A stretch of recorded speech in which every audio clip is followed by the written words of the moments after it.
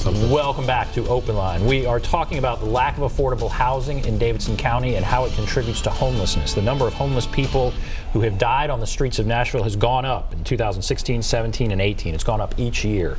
Last year, 127 people died on the streets. We have with us Howard Allen from Nashville Homeless Underground, a co-founder and also who is homeless, and Lindsey Krinks with Open Table Nashville. And we have a bunch of calls. So try to go to Penny. Penny, are you there? Uh-huh. All right, go right ahead. What's on your mind? Okay. I want to know why the Nashville increase in the deaths. Why? You want to know why that's happening? Well, you know, it's like he said. He could stay at somewhere like the place downtown that serves homeless, or the old Sears building. Right. Why is he? Am I making sense? Yes, ma'am. All right, I understand. I'm gonna try and repeat your question. Why is the number of people dying on the streets going up is part one. And part two, she's saying there is the Mission downtown, and why would people decide not to go to the Mission and stay on the streets and in some cases die when we have cold weather? I guess you can answer that question more than anything. As I said earlier, when you're out here on the street and you can camp out or whatever, you just take your chances even dealing with the law of being alive, you're keeping your self-identity and your self-esteem. When you go into the Nashville Rescue Mission, it's a good place to go. It's a good place to eat. It's a good place to get a bed. But then you got to go out and get you a job. And sometimes how the people talk to you, you're better off not being there, you know? So that's why people rather stay out on the street. I've done the Mission before, but it's better for me just to be out on the street. And then I also have a girlfriend, so I can go stay with her and then doing the room in the end. That's a good thing where the churches come in, but that's kicking the can down the road still. We need housing, period. Mm-hmm. And I want to let you know something. One of the things that hurt me the most, it's hard for me as being a man because homelessness robs, steals, and it kills. And you believe me, it's 3 times worse on a woman out here in these streets. One, dealing with domestic violence, you only get 90 days going to the domestic violence shelter. If you come out of jail, you got 90 days going to next door. So when you're out here on the streets, it's best for you to have another girlfriend that's your friend, because believe me, when you have no money to eat, I can become your worst nightmare, a man.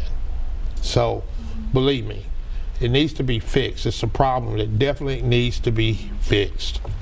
All right, I'm going to take another call here. Let's go to Lucy. Hello, Lucy. Hey, y'all. Hey, what's on your mind? Go ahead. Well, I want to say a couple of things. First, I want to say, from what I understand, the city with the largest homeless population is in Silicon Valley, California. And those people are working in computer-related and high-tech-related jobs in Silicon Valley, California. The young man there said earlier that 2/3 of the Nashville homeless population work. They work in Silicon Valley too, but to rent a garage in Silicon Valley, to rent just a garage along with a little tiny refrigerator, no bathroom, just a garage, is somewhere in the neighborhood of $1,800 or $2,000 a month. Mm-hmm. So we've had an explosion here in development. This is about real estate speculation. They're using tourism to drive up the cost because people want to fit in. They want to be somebody. They want to shape-shift into something, so they're coming here. And they did not look at what happens to the population when this happens. The young man on your panel there is talking about low-income housing. Y'all on Channel 5 just announced the other day that Tennessee is one of the last states where you can make $88,000 and consider yourself rich. Mm-hmm. In Nashville, the average salary is $85,000. So if that's the average salary and they're basing the rents on what the average is, and now they're calling that rich, you can imagine. Workforce housing, affordable housing to me are one thing, but low-income housing, when I was coming up, you could still live in a chicken coop. You could live in a house that had plumbing but no lights, and you were off the streets, but now we call that a quality of life issue. Mm-hmm. So I just want people to think about this.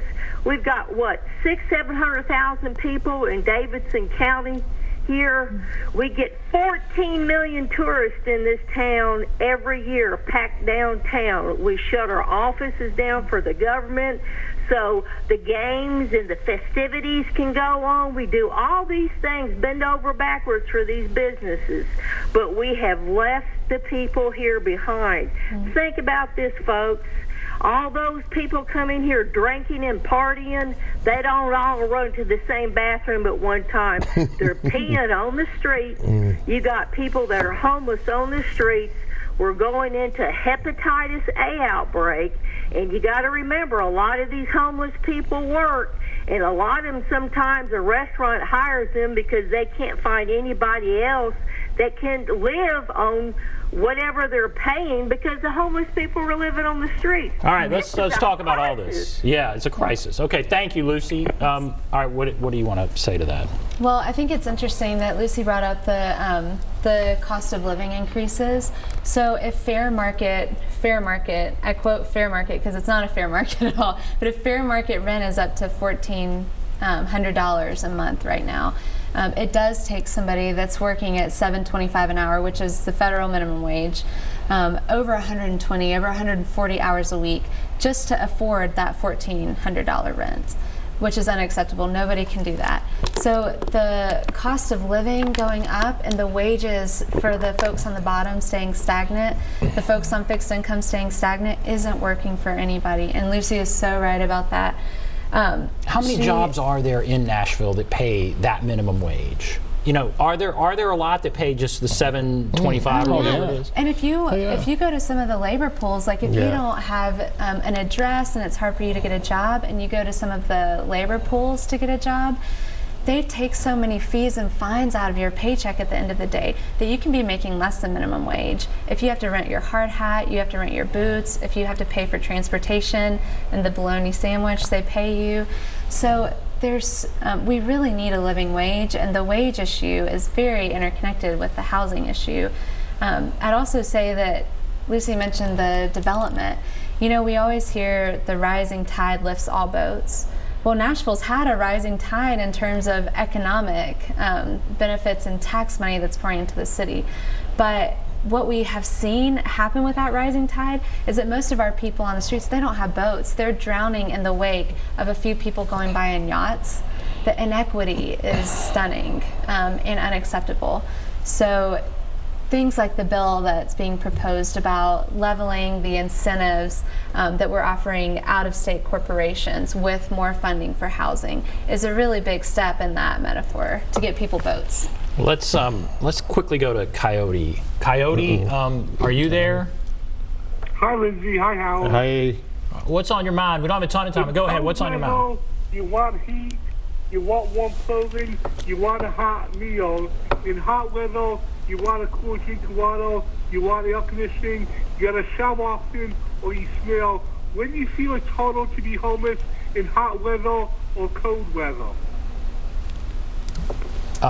What about that? I barely heard. When do you feel like it's worse to be unhoused in hot or cold weather? I think is the question. Hot weather. And during the spring and summer, that's when you're dealing with the elements, dealing with the mosquitoes, maybe West Nile virus, the snakes and everything. That's when it's hard. But I mean, when it's cold, you can die from hypothermia, especially if you.